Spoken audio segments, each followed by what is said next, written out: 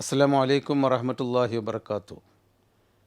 ആദരണീയരായ സഹോദരന്മാരെ, സഹോദരികളെ, പരിശുദ്ധ റമളാൻ സമാഗതമാകുകയാണ്. ഹജ്ജ്, നോമ്പ്, നമസ്കാരം തുടങ്ങിയ ഒരു മുസ്ലിം ആയിത്തീരേണ്ട നിർബന്ധമായ കർമ്മങ്ങളിലൊന്നാണ് സക്കാത്ത്.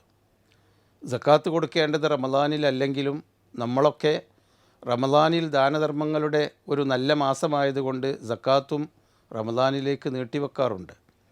ഏതായിരുന്നാലും സക്കാത്ത് കാര്യത്തിൽ കൂടുതൽ ഒരു ശ്രദ്ധ വേണമെന്ന് അഭ്യർത്ഥിക്കാനാണ് ഞാൻ ഈ സന്ദർഭം ഉപയോഗപ്പെടുത്തുന്നത്.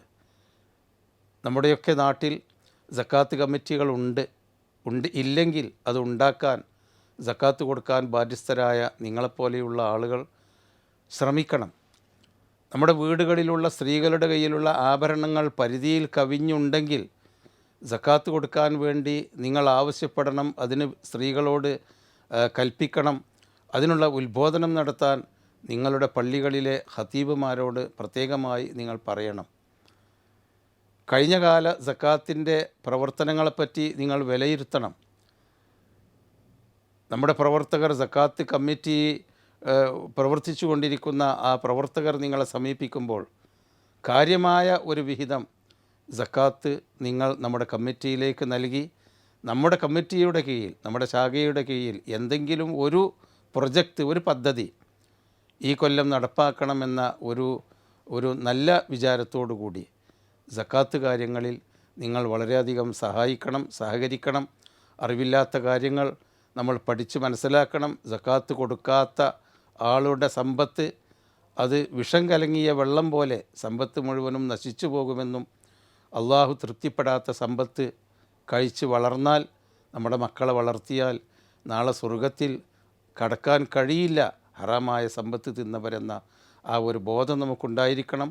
സക്കാത്തിനെപ്പറ്റി പഠിക്കാനാവശ്യമായ ക്ലാസ്സുകൾ, ചെറിയ ചെറിയ വീഡിയോകൾ, പ്രഭാഷണങ്ങളൊക്കെ നിങ്ങൾക്ക് നിങ്ങളുടെ വാട്സപ്പുകളിൽ കൂടിയും മറ്റും അയച്ചു തരാനുള്ള സംവിധാനം ഞങ്ങൾ ഏർപ്പെടുത്തുന്നുണ്ട്.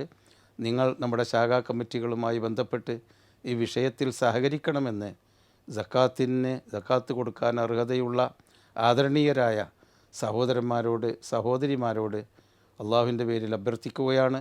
നാം നമസ്കരിക്കുകയും നോമ്പ് നോൽക്കുകയും ഹജ്ജ് ചെയ്യുകയും ഒക്കെ ചെയ്യുന്നുണ്ടെങ്കിലും സമ്പത്തിൻ്റെ വീതവും കൂടി കൊടുത്ത് ശുദ്ധീകരിക്കാതിരുന്നാൽ നമ്മുടെ പാപങ്ങളിൽ നിന്ന് നമുക്ക് രക്ഷപ്പെടാൻ സാധ്യമല്ല എന്ന ആ ഒരു കാര്യം ഓർക്കുക. അള്ളാഹു ഇസ്ലാമിൻ്റെ എല്ലാ കർമ്മങ്ങളും ചെയ്തുകൊണ്ട് മുസ്ലിമായി ജീവിച്ച് മരിക്കാൻ നമുക്കെല്ലാം തൗഫീക്ക് നൽകുമാറാവട്ടെ. വസല്ലല്ലാഹു വസല്ലം അലാ ഖൈരി ഖൽഖിഹി മുഹമ്മദിൻ വഅലാ ആലിഹി വസഹബിഹി അജ്മഈൻ.